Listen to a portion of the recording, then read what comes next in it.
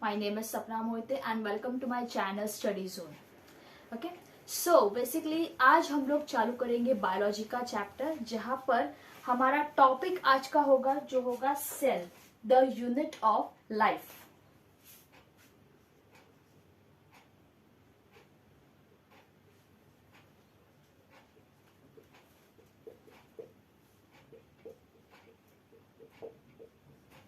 Basically देखा जाए तो सेल के 3 टाइप्स के टॉपिक है.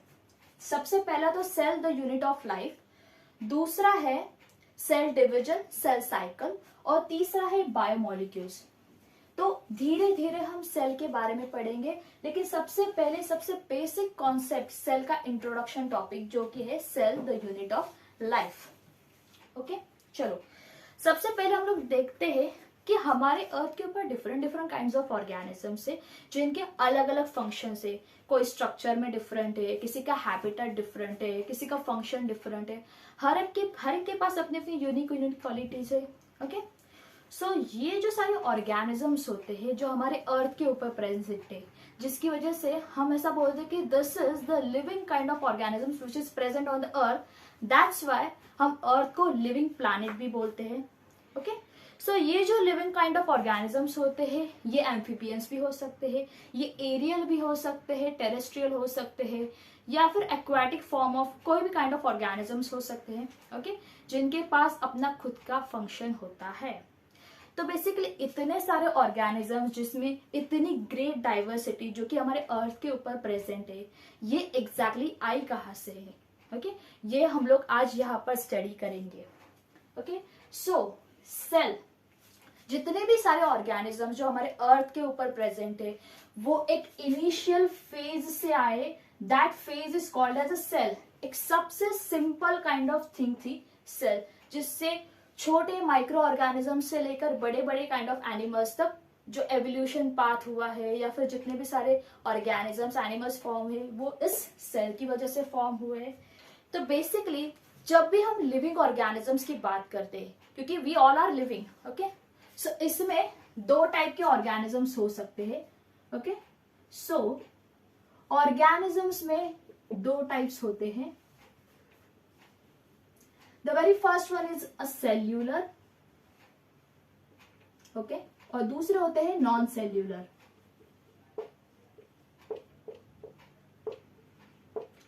ऑब्वियसली हमें नाम से ही पता चलता है, सेल्यूलर यानी कि जिसके पास सेल्स है, और नॉन सेल्यूलर जिसके पास सेल्स नहीं है. ओके, सो जो सेल्यूलर ऑर्गेनिजम्स होते हैं, जैसे हमारे जैसे ऑर्गेनिज्म जो कि बहुत सारे सेल से बने होंगे, या तो एक सेल होगा या तो बहुत सारे सेल से बने हुए रहते हैं. तो बेसिकली ये जो सेल्यूलर ऑर्गेनिजम्स है, ये 2 कैटेगरीज में डिवाइडेड होते हैं. The very first one is what, prokaryotic, और दूसरे होते हैं यूकैरियोटिक.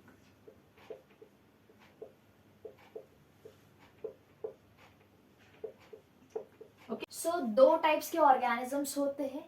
सबसे सेल्यूलर में 2 टाइप्स के ऑर्गेनिजम्स होते हैं, एक होता है प्रोकैरियोटिक और दूसरा होता है यूकैरियोटिक.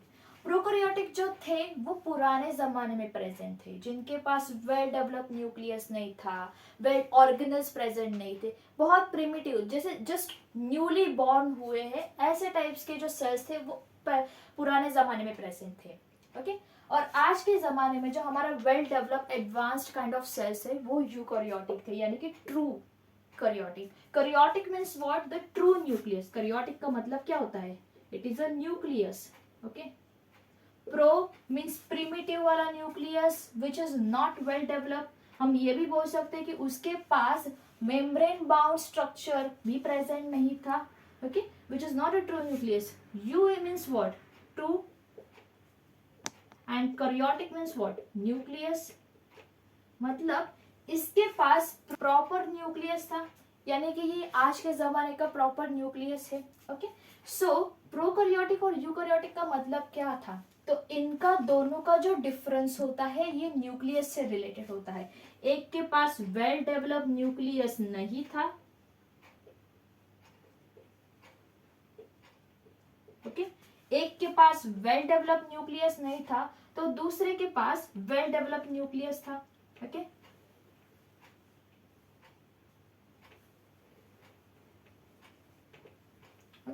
सो जब प्रोकैरियोटिक्स की बात हुई, क्योंकि पहले जमाने में, उस जमाने में जो सेल्स फॉर्म हुए थे उसमें भी दो टाइप्स थे, जिसका सबसे पहला टाइप था वो था आर्की बैक्टीरिया,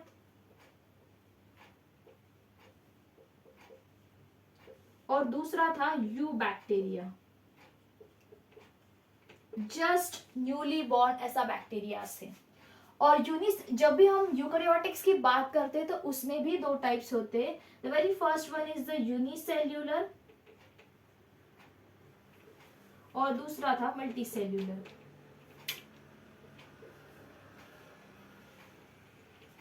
ओके, सो हमने सेल्यूलर में क्या देखा था कि सेल जो ऑर्गेनिजम्स के अंदर प्रेजेंट होते हैं वो दो टाइप्स के हो सकते हैं, या तो ये सेल्यूलर हो सकता है या तो ये नॉन सेल्यूलर हो सकता है। सेल्यूलर मतलब क्या, जिसके पास सेल्स प्रेजेंट है, जिसके दो टाइप्स होते हैं, या तो ये प्रोकैरियोटिक होगा या तो ये यूकैरियोटिक होगा। मतलब सेल तो उनके पास प्रेजेंट है, लेकिन जो न्यूक्लियस जो कि बॉस ऑफ द सेल होता है वो या तो एक के पास प्रेजेंट होगा या तो एक के पास प्रेजेंट नहीं होगा। मतलब क्या, करियोटिक्स का मतलब आप लोग याद रख लो, करियोटिक्स इन द कैरियोट्स का मतलब होता है न्यूक्लियस प्रेजेंट होना या ना होना, यानी कि nucleus. Okay, so pro means primitive kind of nucleus, just well develop है, उसके पास उतनी एडवांस क्वालिटी नहीं है जितनी यूकैरियोटिक्स के अंदर प्रेजेंट है। ओके, अब ये जो प्रोकैरियोटिक न्यूक्लियस जिसके पास वेल डेवलप न्यूक्लियस नहीं है, इसके पास it is classified into two categories, okay, archaebacteria और eubacteria, primitive kind of thing है obviously। दूसरा जो है वो यूकैरियोटिक्स है। यूकैरियोटिक्स के पास वेल डेवलप न्यूक्लियस है, एडवांस है, उसके पास ऑर्गेनल्स भी है जो उसकी एक्टिविटीज को कंट्रोल करते हैं। Obviously it is present in what, it is divided into two things, unicellular और मल्टीसेल्युलर, जो आज के जमाने में ऑर्गेनिजम्स प्रेजेंट है वो। ये तो बात किया हम लोग ने सेल्युलर ऑर्गेनिजम्स का। अब जो नॉन सेल्युलर ऑर्गेनिजम्स है उनके पास सेल्स तो नहीं है, लेकिन still they are living organisms. Okay, जिनमें very famous name that is virus और वायरॉइड्स।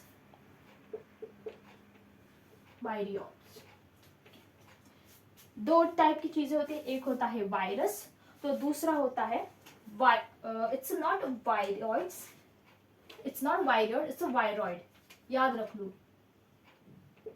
ओके, वायरस और वायरॉइड्स। वायरस जो होता है वो एक्चुअली न्यूक्लियोप्रोटीन से बना हुआ रहता है। किससे बना हुआ रहता है? न्यूक्लियोप्रोटीन। ये न्यूक्लियोप्रोटीन का पार्ट होता है। तो वायरॉइड्स जो होता है वो आरएनए का पार्ट होता है। ओके, अब ये जो न्यूक्लियोप्रोटीन है, ये जो वायरस है इसके भी दो टाइप्स है, एक तो डीएनए वाला वायरस और दूसरा आरएनए वाला वायरस। ओके, ऐसे दो टाइप्स के वायरस है। तो हमने ऑर्गेनिजम्स में देखा था सेल्यूलर के बारे में। नॉन सेल्यूलर में दो चीजें होती है, जो लिविंग ऑर्गेनिजम्स तो है लेकिन वो सेल से बने हुए नहीं होते हैं, जिनमें दो टाइप्स आते हैं। One is the virus, the second one is the viroids. Okay, virus क्या होता है? तो एक न्यूक्लियोप्रोटीन होता है, तो वायरॉइड्स जो होता है वो आरएनए का बना हुआ रहता है, मतलब आरएनए होता है इन शॉर्ट। अब ये जो वायरस होता है इसमें भी दो टाइप्स होते हैं, या तो ये डीएनए वाला वायरस होगा या तो ये आरएनए वाला वायरस होगा। ओके, सो इस तरह से हमारे अर्थ के ऊपर विद क्लासिफिकेशन ये इतने सारे ऑर्गेनिजम्स प्रेजेंट होते हैं। अब ये ऑर्गेनिजम्स एग्जैक्टली क्या थे, ये सेल एग्जैक्टली क्या था, ये हम लोग पहले देखेंगे। ओके, तो चलो, सो सेल के बारे में पढ़ने से पहले हम सेल के बारे में थोड़ा सिनेरियो पढ़ लेते। पहले हमने क्या देखा था, अर्थ के ऊपर different different kinds of organisms होते हैं। उन ऑर्गेनिजम्स का हमने क्लासिफिकेशन देख लिया था कि किस तरह से सेल्यूलर और नॉन सेल्यूलर ऐसे दो टाइप्स के लिविंग ऑर्गेनिजम्स अर्थ के ऊपर प्रेजेंट होते हैं। जिनमें जो सेल्यूलर होते हैं उनमें भी टाइप्स होते हैं, एक होता है प्रोकैरियोटिक और दूसरा होता है यूकैरियोटिक। मतलब क्या, जिसके पास वेल डेवलप न्यूक्लियस है और जिसके पास वेल डेवलप न्यूक्लियस नहीं है। ओके, देन उसके बाद हमने प्रोकैरियोटिक्स के टाइप्स देखे कि प्रोकैरियोटिक्स में दो आते हैं टाइप्स, एक था आर्कीबैक्टीरिया, दूसरा था यूबैक्टीरिया। और यूकैरियोटिक्स जो कि well develop nucleus with cell organelles.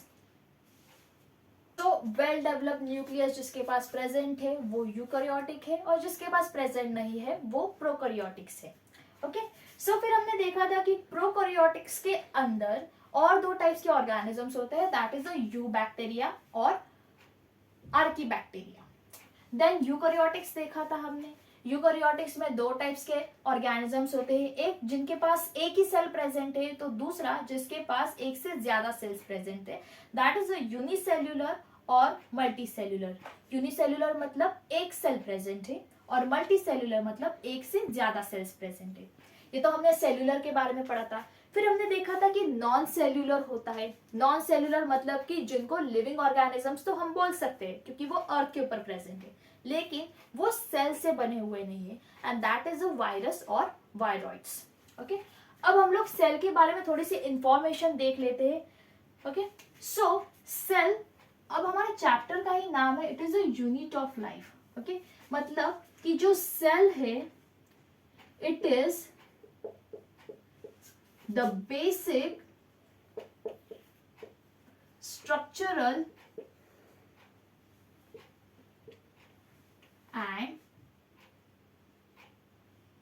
functional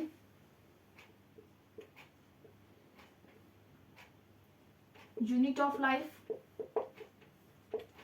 ये तो सबसे बेसिक डेफिनेशन होता है। जब भी सेल्स की बात की जाती है तो सबसे बेसिक डेफिनेशन आना चाहिए, that is a cell is the structural and functional unit of life. क्योंकि लाइफ क्रिएट करनी है, जब लाइफ क्रिएट होती है तो एक छोटे से सेल से होती है, उस सेल से बहुत सारे सेल्स बनते हैं थ्रू द सेल डिवीजन। ये जो सारी प्रोसेस होती है, एवोल्यूशन हो जाता है, फिर उसके बाद बॉडी का ग्रोथ हो, ये जो सारे काम है ये कौन करता है? ये सेल करता है।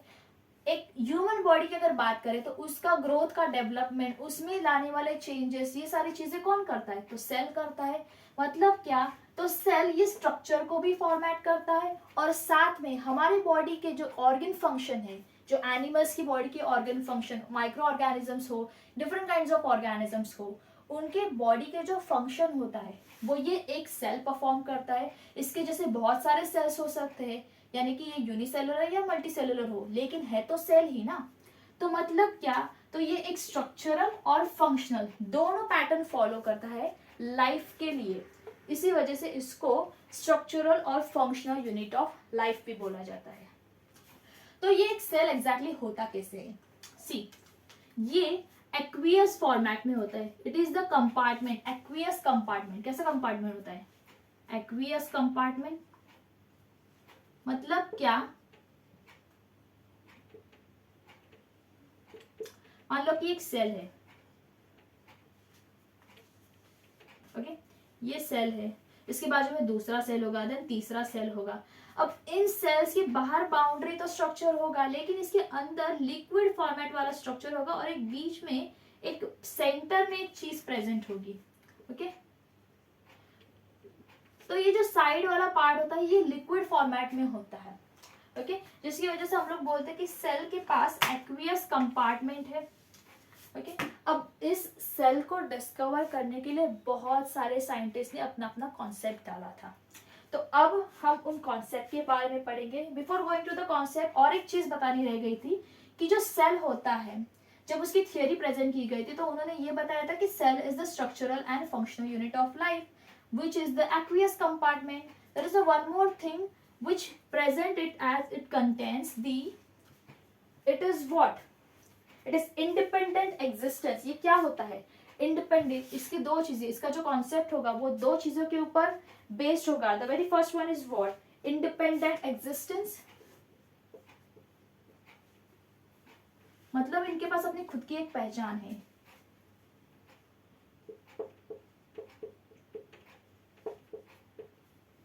The second one is what? It performs the essential function of life. ये क्या करते हैं? Essential function of life perform करते हैं।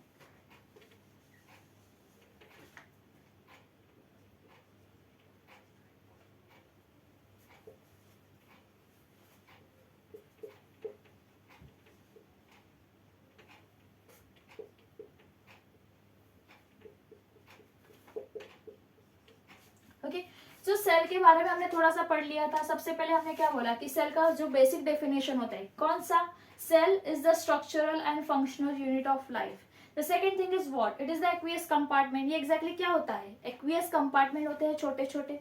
ओके, देन इसका जो कॉन्सेप्ट होता है ये किन चीजों के ऊपर बेस्ड है, एक तो इसके पास इंडिपेंडेंट एग्जिस्टेंस है। ओके, मतलब क्या, तो इसको, इसके पास अपनी खुद की एक पहचान है। Okay, they are individual kind of things which is present in them. The second one is what, perform the essential function of life. जो चीजें, जो फंक्शन लाइफ को बढ़ाने के लिए, लाइक ग्रोथ हो गया, डेवलपमेंट हो गया, इन सारी चीजों को बढ़ाने के लिए जो भी नेसेसरी वर्क है वो ये सेल परफॉर्म करता है ना। सो इतनी सारी सेल के बारे में जानकारी है, तो इसको बहुत से ऐसे साइंटिस्ट ने डिस्कवर किया था, जिसमें सबसे पहले साइंटिस्ट थे वो थे रॉबर्ट हुक। ओके, 1665 में there is a scientist whose name is Robert Hooke.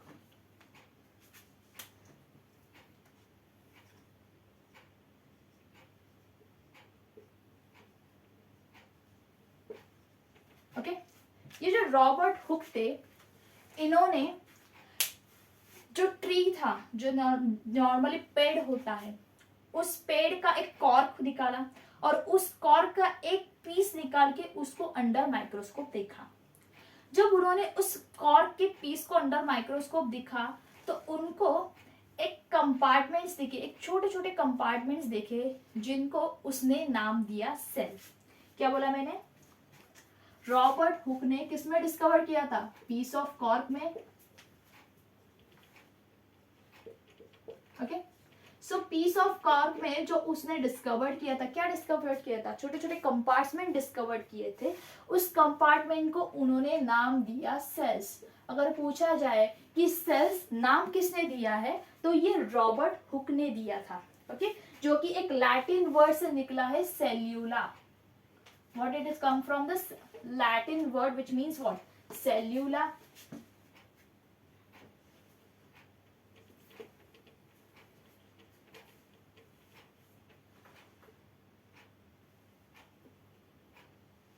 जिसका मतलब क्या होता है कि ये छोटे छोटे कंपार्टमेंट्स होते हैं।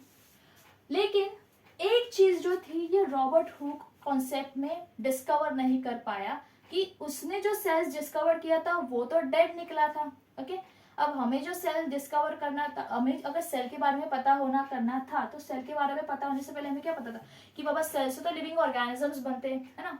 अब ये जो हमें तो आज के जमाने ये पता था, लेकिन रॉबर्ट हुक को उस टाइम पे पता नहीं था। उसने बस एक पीस ऑफ कॉर्क लिया था, उसका स्लाइस उसने उसमें देखा अंडर माइक्रोस्कोप, और उसे पता चला कि there is a thing which is present in this piece of cork that they give the name that is a cell. उसने नाम दिया था सेल। ओके, एक साइंटिस्ट था जो आफ्टर रॉबर्ट हुक के बाद आया, a very famous known which is come in around 1676 या फिर 74 के दौरान।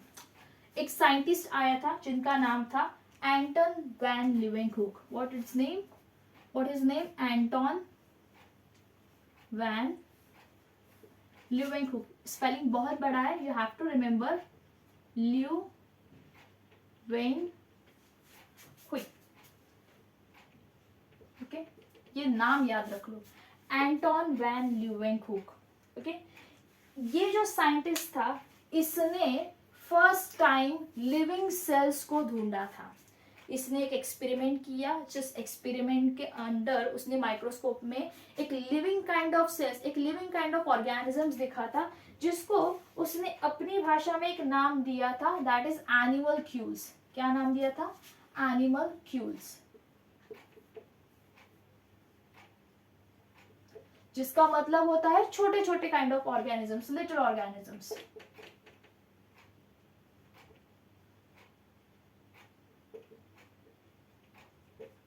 Okay, see Anton van Leeuwenhoek ने जो ऑर्गेनिज्म, जो अंडर माइक्रोस्कोप देखा था, उसमें उसने कुछ लिविंग काइंड ऑफ ऑर्गेनिजम्स, कुछ मूवेबल ऑर्गेनिजम्स देखे थे, जिसको उसने नाम दिया था एनिमल्क्यूल्स। अब तो थियरी में ट्विस्ट आ गया। देखो, सबसे पहले तो रॉबर्ट हुक ने देखा था, जिसने डेड काइंड ऑफ सेल्स देखा था। You have to remember that उसने क्या देखा था, डेड सेल्स को अंडर माइक्रोस्कोप देखा था, और इसने लिविंग सेल्स को अंडर माइक्रोस्कोप देखा था। अगर क्वेश्चन कभी आ जाए कि लिविंग सेल्स को अंडर माइक्रोस्कोप किसने, मतलब who discovered the living cells, Anton van Leeuwenhoek, okay. और डेड सेल्स को किसने डिस्कवर किया था, रॉबर्ट हुक ने, ओके। अब थियरी और ज्यादा आगे बढ़ती गई और फिर 1833 में there is one more scientist, Robert Brown. क्या नाम है उनका, रॉबर्ट ब्राउन। उन्होंने इन दोनों की थ्योरी के हिसाब से और एक चीज डिस्कवर की थी, उसे और एक चीज पता चली कि सेल के बीचों बीच कुछ तो ऐसा बीच में स्ट्रक्चर प्रेजेंट है, एंड दैट स्ट्रक्चर को उसने नाम दिया था न्यूक्लियस।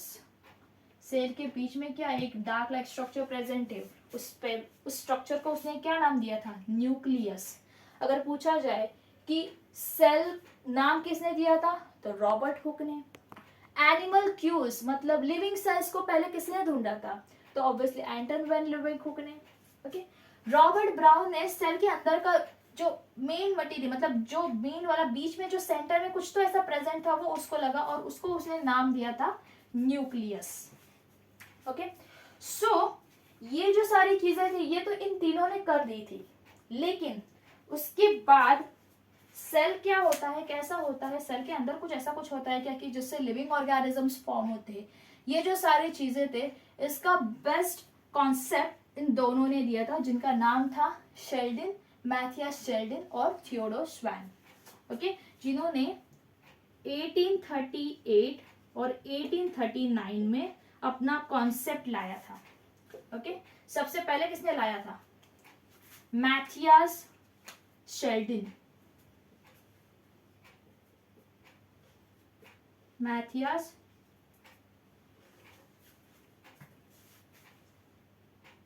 Sheldon,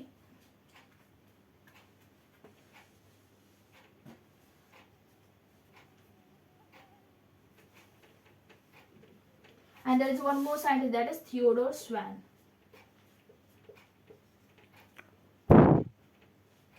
okay।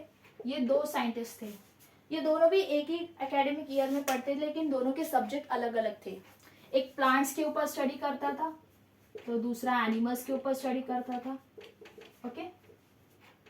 जिसने प्लांट्स के ऊपर स्टडी किया था, जो प्लांट्स सेल्स के बारे में, दोनों भी सेल्स के बारे में ही पढ़ रहे थे ऑब्वियसली, तो जो जिसने प्लांट्स के ऊपर स्टडी किया था, जो शेल्डन ने स्टडी किया था प्लांट्स के सेल्स के बारे में, तब उसने एक चीज बताई थी कि जितने भी सारे प्लांट के पार्ट्स है वो सारे सेल्स से बने हुए रहते हैं। अगर वो छोटा से प्लांट होगा तो वो यूनिसेल यानी कि एक सेल से बना हुआ होगा, या फिर बड़ा प्लांट होगा तो बहुत सारे सेल से बने हुए होंगे, ओके। सो इन दोनों के कॉन्सेप्ट, जैसे ही शेल्डन ने अपना कॉन्सेप्ट रखा था, अपनी डिस्कवरी की थी कि जो प्लांट सेल है, जो प्लांट के पार्ट्स है, वो सारे किससे बने हुए थे, सेल से बने हुए रहते हैं, ओके। तो थियोडोर ने भी अपना एक थ्योरी रखा था, शेल्डन का कॉन्सेप्ट के हिसाब से थियोडोर ने भी अपना दिमाग लगाया था, श्वैन ने भी अपना दिमाग लगाया था कि अगर प्लांट के जो सेल्स, प्लांट के जो पार्ट्स होंगे वो सारे सेल से बने होंगे, तो एनिमल्स के केसेस में भी वैसे होगा, एनिमल्स के भी पार्ट्स किससे बने होंगे, सेल से बने हुए होंगे, ओके। सो उस जब ये प्लांट के टिश्यूज, प्लांट के पार्ट्स में स्टडी कर रहा था, तब थियोडोर श्वैन नर्वस सिस्टम में स्टडी कर रहा था। किसमें स्टडी कर रहा था, नर्वस सिस्टम में स्टडी कर रहा था। स्टडी के दौरान उसको एक चीज पता चली कि नर्वस सेल्स के पास कुछ ऐसे टाइप्स ऑफ कुछ ऐसे टाइप्स ऑफ पार्ट्स प्रेजेंट है नर्वस टिश्यू के अंदर, जो नर्वस सेल्स के नजदीक है, that is axons and dendrons, okay.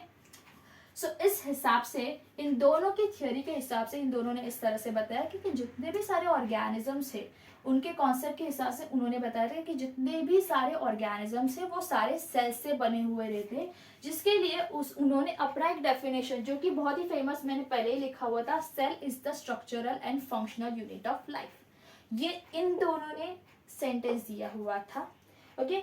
जिसकी वजह से यहाँ से इन दोनों के डिस्कवरीज की वजह से सेल थियरी स्टार्ट हुई थी। क्या हुआ था, सेल थियरी स्टार्ट हुई। इन दोनों का जो कॉन्सेप्ट था, ये कॉन्सेप्ट काफी तगड़ा था, काफी यूजफुल था, ओके, जिसको सेल डॉक्ट्रिन भी बोला जाता है, ओके। अगर आपको कभी पूछा जाए कि सेल थ्योरी का दूसरा नाम क्या होता है, तो सेल थ्योरी का दूसरा नाम होता है सेल डॉक्ट्रिन। ओके, सो अब ये जो तीनों थे, इन तीनों ने तो थोड़ा थोड़ा सा ही अपना डिस्कवरी कर लिया था। एक ने पीस ऑफ कॉर्क में सेल ढूंढा था, मतलब पहले, सबसे पहले रॉबर्ट हुक ने ढूंढा था, जिसने उसको नाम दिया था सेल। लेकिन उसका जो सेल्स था वो डेड सेल था, जिसके अंदर का मटेरियल कुछ भी दिखने लायक नहीं था। दूसरा जो साइंटिस्ट आया था एंटन वैन लीवेंकहुक, वो एंटन वैन लीवेंकहुक ने क्या किया, उसने लिविंग सेल्स देखा था, जिसकी वजह से उसने उसको एनिमल क्यूज नाम दिया था, जिसका मतलब क्या था, तो लिटिल ऑर्गेनिजम्स। ओके, फिर उसके बाद आया रॉबर्ट ब्राउन। रॉबर्ट ब्राउन ने देखा कि सेल के अंदर कुछ ऐसी चीज प्रेजेंट है जो उस सेल के इंटरनल पार्ट्स को डिस्कवर करती है, and that is a nucleus. Okay, एक सेंटर में प्रेजेंट है, बॉस काइंड ऑफ थिंग। फिर आते हैं ये दो साइंटिस्ट जो बहुत ही ग्रेट साइंटिस्ट थे, जिन्होंने अपना अपना थ्योरी के हिसाब से ये प्रूव किया कि जितने भी सारे ऑर्गेनिजम्स हैं वो सेल से बने हुए हैं। That's why cell is the structural and functional unit of life. अब ये जो दो साइंटिस्ट थे, इन दोनों साइंटिस्ट का जो थ्योरी था वो प्रॉपर था, लेकिन एक चीज वो डिस्कवर नहीं कर पाए कि सेल्स, नए सेल्स किससे बनते हैं। ठीक है, ये जो दो साइंटिस्ट थे, इन दोनों साइंटिस्ट ने ये तो बताया था कि सेल्स जो है, ऑल सेल्स आर फॉर्म, और जितने भी सारे ऑर्गेनिजम्स है, all organisms are form from the cell. लेकिन अगर नया सेल बनाना है तो कैसे फॉर्म करेंगे, किस तरह से फॉर्म किया जाएगा, इसको डिस्कवर किया था, there is one more scientist who's called as Rudolf वर्कॉफ। क्या बोला जाता है उनको, रुडोल्फ वर्कॉफ। ये एक ऐसे साइंटिस्ट थे जिन्होंने इस थियरी पर फुल स्टॉप लगाया था। मतलब क्या किया था, तो उस जमाने में इन्होंने अपना थियरी तो माना था कि जितने भी सारे ऑर्गेनिजम्स हैं वो सेल से बने हुए, लेकिन वो ये नहीं बता पाए, इसमें फेल हो गए कि सेल न्यू सेल्स कैसे फॉर्म होते हैं। अगर ये कॉन्सेप्ट वो बता नहीं पाए तो जो बाकी के सारे जो जितने भी लोग थे वो ये समझ बैठे थे कि जो नए सेल्स फॉर्म होंगे वो नॉन लिविंग थिंग्स से फॉर्म होंगे, नॉन लिविंग थिंग, जबकि नॉन लिविंग थिंग्स से कभी लिविंग थिंग्स फॉर्म नहीं होती है, नॉन लिविंग ऑर्गेनिज्म से कभी लिविंग ऑर्गेनिजम्स फॉर्म नहीं होती है।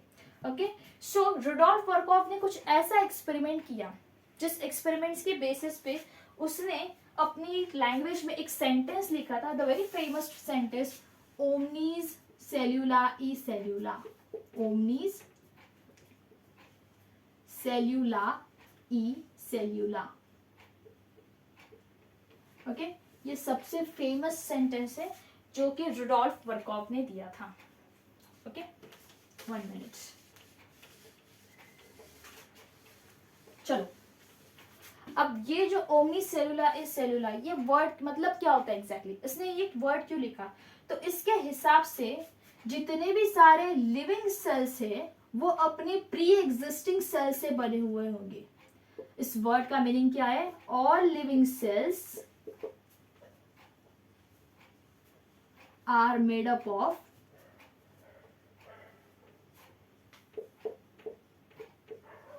their pre-existing cells।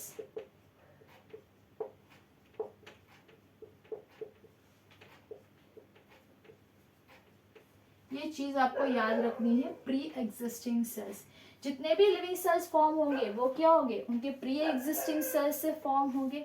ये बताने की वजह से जो सेल हाइपोथेसिस, जो लोगों की मेंटालिटी जी, तो जो थिंकेबिलिटी थी, अब उसमें थोड़ा चेंजेस आ गया। जो उन्होंने अज्यूम कर लिया था कि सेल थियरी इस तरह से होता है, सेल, नया सेल फॉर्म करने के लिए हमें एक नॉन लिविंग थिंग्स देखना पड़ेगा, उससे वो लिविंग थिंग्स फॉर्म करेगा, मतलब नॉन सेलुलर से सेल्स फॉर्म होगा।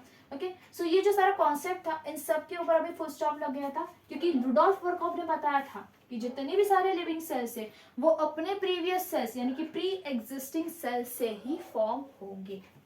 ओके, तो इसी थ्योरी को पढ़ते हुए आज के जमाने में जब भी हम मॉडर्न थियरी की बात करते हैं, मॉडर्न सेल थियरी की बात करते हैं, तब हम जितने भी सारे साइंटिस्ट हैं जिनका अपना अपना पॉइंट ऑफ व्यू था वो हम मेंशन करते हैं।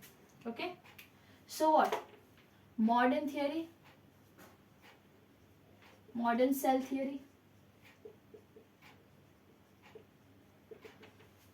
मॉडर्न सेल थियरी के हिसाब से क्या है, तो जितने भी सारे ऑर्गेनिजम्स हैं, ओके, जितने भी सारे सेल्स, जितने भी सारे ऑर्गेनिजम्स है, या तो वो एक सेल से बने होंगे या तो वो एक से ज्यादा सेल से बने होंगे। मतलब क्या, all living organisms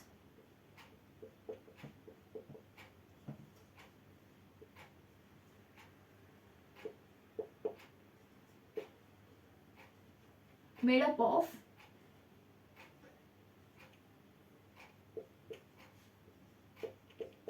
one cell or more than one cell.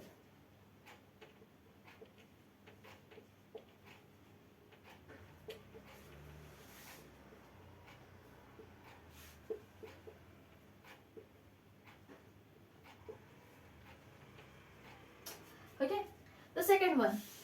अब तो ये पता चला कि या तो ये एक सेल से बने होंगे या तो ये एक से ज्यादा सेल से बने होंगे।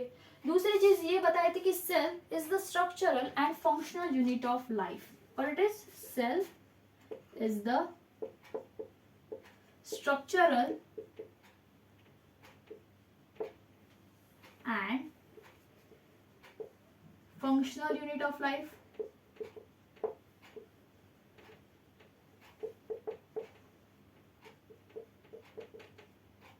ओके, तीसरी चीज ये बताई गई थी कि जितने भी सारे सेल्स हैं वो अपने प्री एग्जिस्टिंग सेल से फॉर्म होंगे। All living cells are arise from pre existing sales.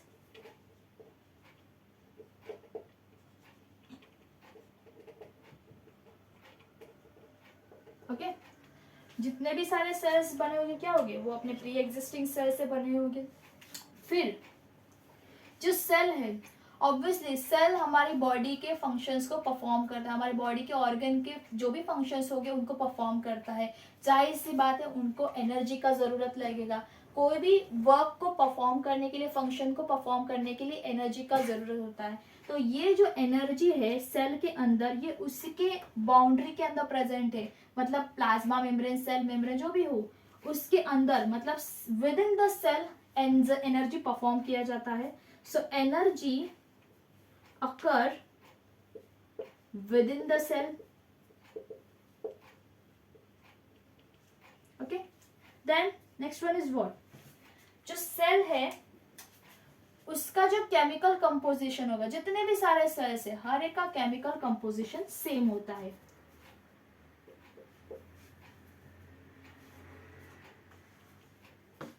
Chemical composition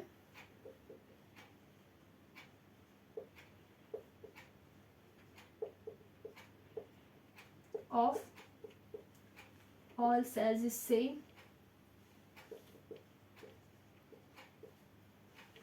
Okay, so yeah, there is one more thing. ये तो हमने देख लिया था कि ये तो जनरली हम लोग ने देखा था, ये जो तीन थे वो तो साइंटिस्ट से हमें पता चले। ओके, फिर उसके बाद हमने देखा था कि जो एनर्जी है वो सेल के अंदर है, केमिकल कंपोजिशन जो भी होगा हर एक सेल्स के अंदर सेम होगा। और एक चीज, सबसे इंपॉर्टेंट चीज थी जेनेटिक मटेरियल, जो कि उस सेल्स के अंदर प्रेजेंट होता है। So what, cell contain the hereditary material, मतलब डीएनए, उसके पास डीएनए होता है।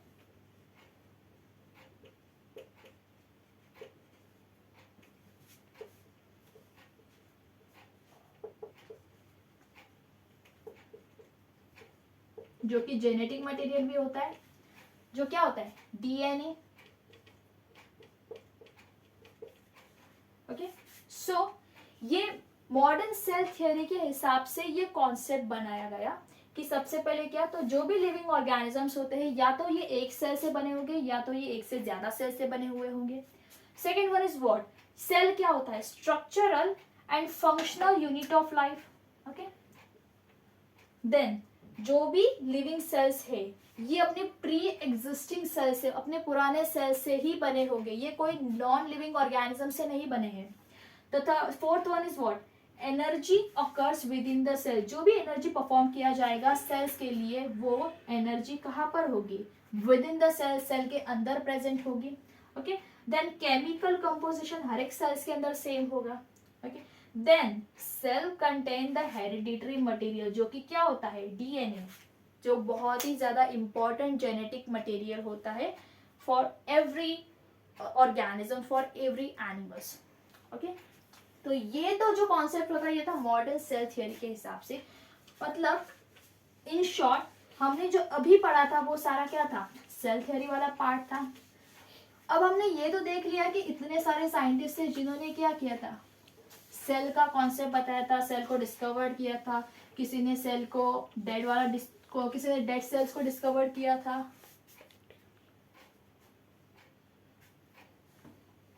ओके, किसी ने डेड सेल्स को डिस्कवर किया था, किसी ने लिविंग सेल्स को डिस्कवर किया था।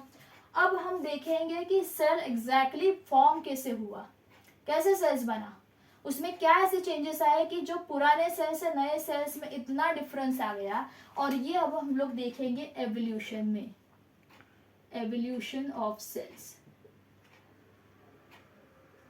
ओके, चलो।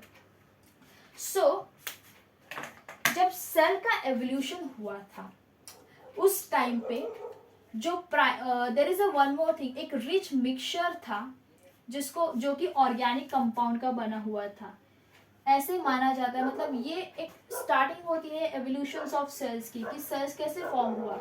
तो एक ऑर्गेनिक कंपाउंड का मिक्सचर था, ऑर्गेनिक मॉलिक्यूल्स का मिक्सचर था, जो पुराने जमाने, एकदम प्री एग्जिस्टिंग टाइम, मतलब बहुत पुराने जमाने में, जिसकी वजह से हम उस मिक्सचर को क्या बोलते हैं, प्राइमोर्डियल सूप।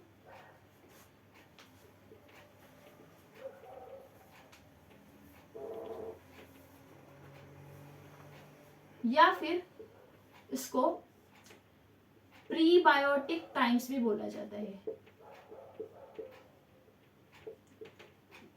जब अर्थ का फॉर्म हुआ था 3.5 मिलियन ईयर एगो, तब उस टाइम पे ऑर्गेनिक मॉलिक्यूल्स थे। ये जो ऑर्गेनिक मॉलिक्यूल्स थे ये बहुत ज्यादा अमाउंट में प्रेजेंट थे, जिनको प्राइमोर्डियल सूप या फिर प्रीबायोटिक टाइम्स बोला गया था। अब ये जो ऑर्गेनिक मॉलिक्यूल्स थे जो कि आगे चल के सेल्स फॉर्म करते थे। ओके, अब ये जो ऑर्गेनिक मॉलिक्यूल्स थे इनको एनर्जी चाहिए होती थी, इनको फूड चाहिए होता था। ओके, सो ये किस चीज के ऊपर डिपेंड होगी, ऑब्वियसली एनवायरनमेंट में जो भी उनके सराउंडिंग में जितनी भी सारी चीजें प्रेजेंट है उनके ऊपर डिपेंड होकर वो अपना खाना वो अपना फूड और जो भी एनर्जी है वो कलेक्ट कर लेते थे। मतलब क्या, तो ये कैसे टाइप के थे, हेट्रोट्रॉफिक। ओके, जो दूसरों के ऊपर डिपेंड होते हैं। ये सिर्फ हेट्रोट्रॉफिक ही नहीं था, तो ये कीमो हेट्रोट्रॉफिक, ये केमिकली दूसरों के ऊपर डिपेंड है, जिसकी वजह से क्या बोला जाता है इसको, कीमो हेट्रोट्रॉफिक। अब ये जो खाना बनाएंगे अपना या फिर इनको जो एनर्जी चाहिए उनके सराउंडिंग में मिलती है। ओके, जब ये एक इस मदद से, मतलब क्या होता है कि जो भी सराउंडिंग, जो भी उनको फूड होता है या फिर उनकी एनर्जी जो सराउंडिंग से वो कलेक्ट कर लेते हैं, वो सिंथेसाइज करते हैं। सिंथेसाइज करने की वजह से क्या होता है कि वो ऑर्गेनिक मॉलिक्यूल्स और फॉर्म करते हैं, और ऑर्गेनिक मॉलिक्यूल्स और फॉर्म करने की वजह से उनका जो दूसरों के ऊपर डिपेंड रहने की कैपेसिटी है वो कम हो जाती है। लेकिन दूसरों के ऊपर डिपेंड रहने की जो कैपेसिटी है वो एक टाइम तक ही प्रेजेंट थी। ओके, फिर कुछ टाइम के बाद एवोल्यूशन हुआ। एवोल्यूशन के बाद एक प्रोसेस न्यू फॉर्म हुई थी जिसको बोला जाता था फोटोसिंथेसिस। क्या बोला गया, फोटोसिंथेसिस। मतलब क्या कि जो पहला ऑर्गेनिज्म, जो पहला सेल्स फॉर्म हुआ था, ये तो हेट्रोट्रॉफिक था, जो कि दूसरे के ऊपर डिपेंड था। पहले ऑटोट्रॉफिक नहीं था, क्योंकि फोटोसिंथेसिस क्या होता है, अपना खुद का खाना खुद बनाता है। लेकिन जो पहला सेल, पहला ऑर्गेनिज्म था वो हेट्रोट्रॉफिक था, उसको ऑर्गेनिक मॉलिक्यूल्स का जरूरत था, तो वो क्या करता था, सराउंडिंग के ऊपर डिपेंड रहता था। सराउंडिंग में जो भी उसको मटेरियल होता था वो अपना एनर्जी और फूड के फॉर्मेट में उसको लेता था। ओके, और क्या करता था, सिंथेसाइज करके वो अपने खुद के जो प्रीकर्सर सेल्स थे, जो खुद के सेल्स थे, उसको और इतना ज्यादा सिंथेसाइज करता था कि उसको दूसरों के ऊपर डिपेंड रहने की जरूरत नहीं पड़ती थी, जिसकी वजह से क्या हुआ, ऑटोट्रॉफिक काइंड ऑफ कंडीशन आ गई। ओके, ऑटोट्रॉफिक यानी कि अब वो क्या करने लगा, फोटोसिंथेसिस करने लगा। अब फोटोसिंथेसिस करने लगा तो जिसके लिए अगर उसको खुद का खाना खुद बनाना है, अब वो तो हेट्रोट्रॉफिक ना रहा, ओके अब खुद का खाना खुद बनाना है, क्योंकि फोटोसिंथेसिस में प्रोसेस में ही ऐसा है कि खुद का खाना खुद बनाया जाता है। अब ऐसे टाइम पे क्या हुआ, वो कार्बन डाइऑक्साइड को फिक्स करने लगा। इसको फिक्स करने लगा, कार्बन डाइऑक्साइड को फिक्स करने लगा। कार्बन डाइऑक्साइड को फिक्स करके वो अपना ऑर्गेनिक मॉलिक्यूल्स फॉर्म करता था। जो सेल पहला सेल बना था वो क्या करता था, अपना ऑर्गेनिक मॉलिक्यूल्स फॉर्म करने के लिए कार्बन डाइऑक्साइड को फिक्स करने लगा।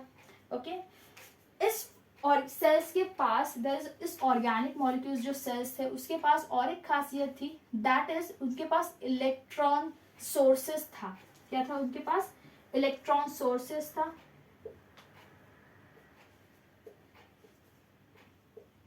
मतलब क्या था, तो H2S ये क्या करते थे, फोटोसिंथेसिस करने के लिए इनको हाइड्रोजन की जरूरत थी, जो कि एक डोनर का काम करता था। तो ये हाइड्रोजन लेते थे और इन्वायरमेंट में सल्फर को बाय प्रोडक्ट के फॉर्मेट में छोड़ देते थे। अब सल्फर तो इन्वायरमेंट में ज्यादा हो गया था। कुछ टाइम बाद जब और ज्यादा एवोल्यूशन और थोड़े इन्वायरमेंट में चेंजेस आए, तो ये H2S की जगह पे अब ये क्या यूज करने लगा, वाटर का यूज करने लगा। क्योंकि जैसे जैसे अर्थ के ऊपर इन्वायरमेंट चेंज होते गया वैसे वैसे वाटर फॉर्मेशन होना चालू हो गया। ओके ये पुराने जमाने की बात थी, मतलब जब अर्थ फॉर्म हुआ था उसके बाद जब पहला सेल फॉर्म हुआ था उसकी ये बात चल रही है। तो मैंने क्या बोला कि जब फोटोसिंथेसिस प्रोसेस था तब वो क्या करता था, कार्बन डाइऑक्साइड को फिक्स करके और अपना ऑर्गेनिक मॉलिक्यूल्स बनाता था। ओके अपना खाना बनाता था, अपने एनर्जी फॉर्म करने के लिए अपना खाने का इसका यूज किया करता था। तो ये जो H2S होता है ये तो एक इलेक्ट्रॉन सोर्स की तरह काम करता है, तो इससे ये हाइड्रोजन देता था और सल्फर इन्वायरमेंट में एज ए बाय प्रोडक्ट छोड़ देता था। फिर कुछ एवोल्यूशन वापस हुआ, फिर वापस कुछ चेंजेस हुए, जिसकी वजह से क्या हुआ, अब धरती पर पानी आ चुका था, वाटर आ चुका था। तो अब यहाँ से भी इसको फोटोसिंथेसिस करने के लिए हाइड्रोजन मिल रहा है और ये ऑक्सीजन को हवा में यूं ही छोड़ रहा था एज अ बाय प्रोडक्ट, जिसकी वजह से क्या हुआ कि इन्वायरमेंट में ऑक्सीजन का लेवल बढ़ गया। ऑक्सीजन का लेवल बढ़ने की वजह से अब एरोबिक काइंड ऑफ कंडीशन आ गई थी।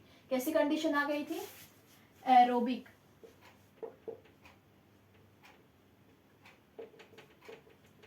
ओके अब कैसी कंडीशन आ गई थी, एरोबिक काइंड ऑफ कंडीशन आ गई थी। अब जो भी ऑर्गेनिजम्स होंगे वो सारे इनके ऊपर डिपेंड होंगे, जिनके मतलब ऑक्सीजन के ऊपर डिपेंड होंगे। ओके सो ये जो एरोबिक काइंड ऑफ कंडीशंस थी जब ये फॉर्म हुई थी, देखो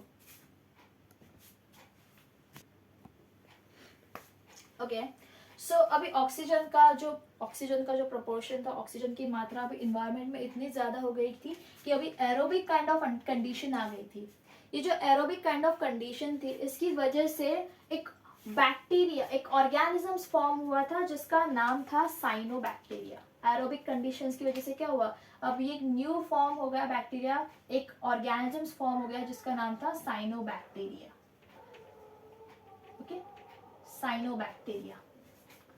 अब ये जो साइनोबैक्टीरिया धीरे धीरे और एवोल्यूशन होते गया। अब ये जो साइनोबैक्टीरिया था अब इसके बाद क्या फॉर्म हुआ था, धीरे धीरे प्रोकैरियोटिक्स आने लगे, फिर उसके बाद यूकैरियोटिक्स आने लगे। ओके अब तो एवोल्यूशन चालू हो चुका था। सबसे पहले तो साइनोबैक्टीरिया आ गया था, फिर उसके बाद और ज्यादा एवोल्यूशन होने के बाद बाकी के सारे प्रोकैरियोट्स और यूकैरियोटिक्स भी आ गए थे। लेकिन यूकैरियोटिक्स क्योंकि प्रिमिटिव पहला जो सबसे पहला यूकैरियोटिक था वो उतना वेल डेवलप नहीं था जितना आज के जमाने में वेल डेवलप सेल है। ओके सो जो पहला यूकैरियोटिक सेल था उसमें से कुछ ऐसे सेल्स भी थे जिनके पास जो ऑर्गेनल्स थे, क्योंकि यूकैरियोटिक की बात चले मतलब उसके पास न्यूक्लियस भी होगा और सेल ऑर्गेनल्स भी होंगे। ओके जो उसके ऑर्गेनल्स थे इन्होंने एनर्जी के लिए कुछ प्रोकैरियोटिक्स के साथ सिम्बायोसिस फंक्शन किया। क्या किया, लेट्स राइट हियर।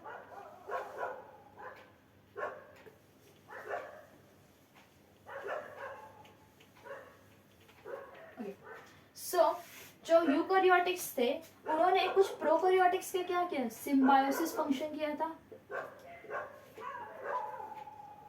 मतलब एनर्जी और फूड के लिए इन्होंने थोड़ी सी प्रोकैरियोटिक्स से मदद ली थी, कुछ सारे के सारे यूकैरियोटिक्स ने कुछ प्रोकैरियोटिक्स के साथ।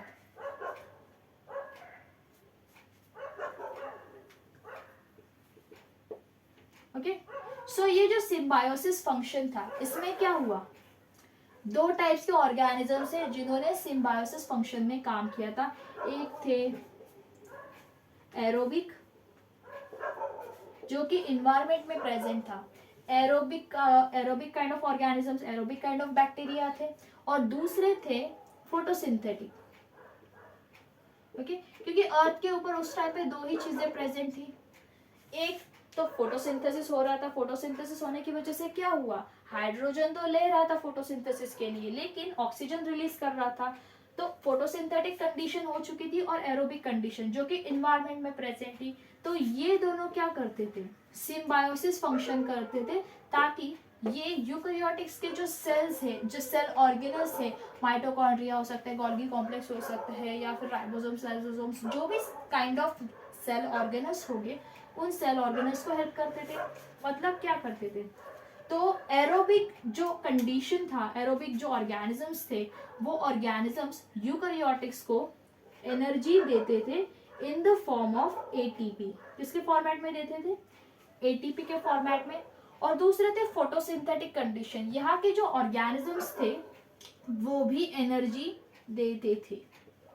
ओके, लेकिन दोनों का केस अलग था, ये एटीपी के फॉर्मेट में था, इसीलिए आज के ज़माने में जब हम यूकैरियोटिक ऑर्गेनिजम्स की बात करते हैं, तो ये जो यूकैरियोटिक ऑर्गेनिजम्स जो एटीपी के फॉर्मेट में है, वो आज के ज़माने में माइटोकॉन्ड्रिया के नाम से कहलाता है। इसीलिए माइटोकॉन्ड्रिया को हम लोग powerhouse of the cell बोलते हैं, क्योंकि हमारे कंडीशन में उस टाइम पे जो एरोबिक कंडीशन था वो एनर्जी प्रोवाइड करता था यूकैरियोटिक ऑर्गेनिजम्स को। आज की कंडीशन में यूकैरियोटिक ऑर्गेनिजम्स को एनर्जी कौन प्रोवाइड कर रहा है, माइटोकॉन्ड्रिया। यूकैरियोटिक ऑर्गेनिजम्स के सेल्स को माइटोकॉन्ड्रिया एनर्जी प्रोवाइड कर रहा है। और फोटोसिंथेटिक कंडीशन में जो ऑर्गेनिजम्स थे उनको एनर्जी कौन प्रोवाइड कर रहा है, तो क्लोरोप्लास्ट ऑब्वियसली कौन प्रोवाइड कर रहा था, क्लोरोप्लास्ट। आज की कंडीशन में उसको क्लोरोप्लास्ट बोला जाता है। और एरोबिक कंडीशन जो थी, जो माइटोकॉन्ड्रिया प्रोड्यूस करती थी, सॉरी नॉट माइटोकॉन्ड्रिया, जो एनर्जी प्रोड्यूस करती थी, वो आज के ज़माने में कौन प्रोड्यूस करता है, माइटोकॉन्ड्रिया। तो इस हिसाब से जो हमारे सेल्स डेवलप हुए वो प्रोकैरियोटिक्स से यूकैरियोटिक्स के केसेस में किस तरह से आए, कौन सी चीज़ें रिस्पॉन्सिबल है, वो आज हम लोग ने यहाँ पर देख ली थी। ओके, तो इस हिसाब से हमें ये बात तो पता चली कि जितने भी एवोल्यूशन हुए हैं उनमें डिफरेंट काइंड्स ऑफ गैसेस हो या फिर डिफरेंट काइंड्स ऑफ बैक्टीरियाज हो, उनमें बहुत से ऐसे चेंजेस आए जिसकी वजह से आज एक वेल डेवलप्ड सेल हम लोग देख रहे थे। ओके, तो आज जो हमने चीजें देखी, जिसमें हमने क्या देखा था, सबसे पहले तो सेल का सिनेरियो देखा था कि सेल क्या होता है, फिर सेल के साइंटिस्ट। ओके, हमने बेसिक कॉन्सेप्ट पढ़ा, उसके बाद हमने क्या पढ़ा, साइंटिस्ट, कौन कौन से साइंटिस्ट थे वो हमने देख लिए। ओके, फिर हमने उसके बाद सेल थियरी के बारे में पढ़ा था, सेल थियरी के कॉन्सेप्ट, सेल थियरी किन किन साइंटिस्ट ने दिया था, सेल थियरी एग्जैक्टली कहाँ से चालू हुई थी, वो चीजें हम लोगों ने देख ली थी। ओके, फिर उसके बाद एवोल्यूशन, सेल कैसे फॉर्म हुआ। सेल एक क्या था, एक ऑर्गेनिक मॉलिक्यूल्स था, उस ऑर्गेनिक मॉलिक्यूल्स को वो एक heterotrophic condition, chemo heterotrophic condition में था, वो खुद का खाना खुद नहीं बना सकता था, वो बाहर के इन्वायरमेंट में डिपेंड हुआ करता था। जब वो सिंथेसाइज करता है अपने सेल्स को, तो वो खुद का खाना खुद बनाने की कोशिश, मतलब उसकी वजह से क्या होता है कि उसका जो दूसरों के ऊपर डिपेंड रहने का कैपेसिटी था वो थोड़ा कम हो गया था। ओके, तो ऐसा एवोल्यूशन करते करते फोटोसिंथेसिस आ गया था। कुछ टाइम के बाद एक प्रोसेस आ गई थी जो क्या थी, फोटोसिंथेसिस प्रोसेस थी। ये फोटोसिंथेसिस प्रोसेस में H2S जो कि एक इलेक्ट्रॉन सोर्स की तरह यूज किया गया था, जिसमें हाइड्रोजन को डोनर के फॉर्मेट में यूज करके सल्फर को as a by product release किया गया था। और थोड़े चेंजेस आने के बाद अब अर्थ के ऊपर H2S की जगह वाटर भी आ चुका था। वाटर का H2O फॉर्मूला होने की वजह से जो वाटर का हाइड्रोजन उसमें प्रेजेंट था, तो हाइड्रोजन लिया जा चुका था और ऑक्सीजन को इन्वायरमेंट में जस्ट रिलीज किया जाता था, जिसकी वजह से क्या हो गया, फोटोसिंथेसिस में जो हमारा ऑक्सीजन निकल गया था, अब ये जो ऑक्सीजन इन्वायरमेंट में प्रेजेंट हो गया, इन्वायरमेंट में प्रेजेंट होने की वजह से ऑक्सीजन का लेवल इन्वायरमेंट में बढ़ गया था, जिसकी वजह से एरोबिक काइंड ऑफ कंडीशन आ गई थी। अब इस एरोबिक काइंड ऑफ कंडीशन की वजह से एक ऑर्गेनिजम्स फॉर्म हुआ था जिसको बोला जाता है साइनोबैक्टीरिया। ये साइनोबैक्टीरिया धीरे धीरे आगे चल के और एवोल्यूशन हुआ, देन प्रोकैरियोटिक्स, फिर यूकैरियोटिक्स। जो यूकैरियोटिक्स पहला बना था वो फर्स्ट यूकैरियोटिक अर्ली यूकैरियोटिक्स था। आज के जमाने का एडवांस यूकैरियोटिक्स नहीं था, बहुत प्रिमिटिव काइंड ऑफ थिंग था। ओके, सो ये उसमें से भी कुछ ऐसे यूकैरियोटिक्स थे जो सिम्बायोसिस फंक्शन, अपना फंक्शन परफॉर्म करने के लिए अपने सेल ऑर्गेनस, सेल के अंदर का जो सेल ऑर्गेनस है उसका फंक्शन परफॉर्म करने के लिए उसने प्रोकैरियोटिक्स से मदद ली। ओके, एक फंक्शन फॉर्म किया था जिसको बोला जाता है सिम्बायोसिस फंक्शन। ओके, ये जो सिम्बायोसिस फंक्शन था इसमें दो चीजों ने हेल्प किया था। एक तो एरोबिक कंडीशन जो कि इन्वायरमेंट में प्रेजेंट थी, एक फोटोसिंथेटिक कंडीशन जो कि सेल्स परफॉर्म करते थे। ओके, अब इन दोनों चीजों की मदद से वो अपना एनर्जी लेते थे। एरोबिक वाला जो था वो एनर्जी एटीपी के फॉर्मेट में देता था, और दूसरा जो था वो एनर्जी फोटोसिंथेटिक के फॉर्मेट में था, जो आज के जमाने में हम उसको क्या बोलते हैं, क्लोरोप्लास्ट। ओके, क्लोरोप्लास्ट में प्रेजेंट है। और जो हमारा एरोबिक वाला था वो क्या था, माइटोकॉन्ड्रिया के फॉर्मेट में आज के जमाने में हमारे यूकैरियोटिक सेल्स के अंदर प्रेजेंट है। तो इस तरह से जो एक ह्यूज कॉन्सेप्ट है सेल के बारे में, ये हमने आज देख लिया था। नेक्स्ट चैप्टर में हम और नई चीजें देखेंगे। ओके, तब तक के लिए goodbye and thank you for watching this video. And one more important thing is that please like, share and subscribe to my channel. Thank you.